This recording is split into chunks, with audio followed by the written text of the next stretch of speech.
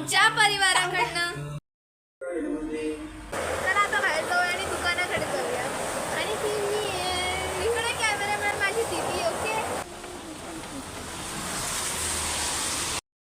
आता हा आमच्या दीदीचा दुकान आहे. दुकान नाही गोडाऊन जास्त वाटते दुकानापेक्षा. मी गेली हसायचं नाही. आणि इथे मस्त अशी सुंदर अशी रांगोळी काढली आहे. ती माझ्या मम्मीने काढली, मी नाही काढलेली. ही ना पक्की कंजूस आहे हो पप्पा, एक नंबरची. तिच्या कामाला आपण नाही करायचं मध्ये मध्ये. बघा पप्पा, एक रुपया नाही देणार तर मॅडम. किती चावलं, किती सांग ना मग. ये साइडवाकी समाचार.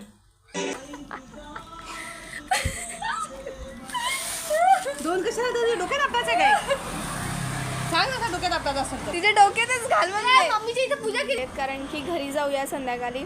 तर मग संध्याकाळी त्यांना काहीतरी देण्यासाठी आम्ही सरप्राईज करतोय रेडी. सो चला पटकन जाऊ. आता किती सुंदर दिसतंय. काय खाली काय झाला पाना. अशा प्रकारे आम्ही ही मोठी. तर आता सांगते आम्ही ती पानं आणलेत कशासाठी दाखवते. लसको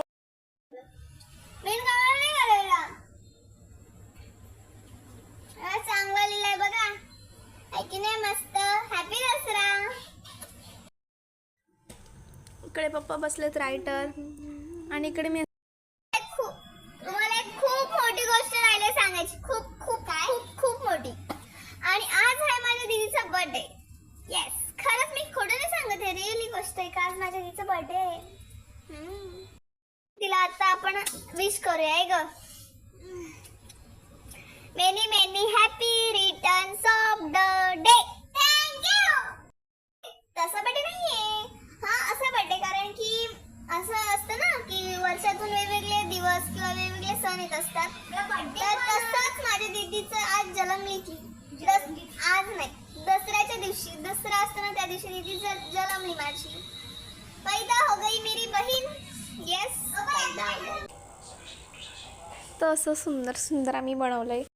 त्या 500-500च्या समजतंय का तुला जरा तरी.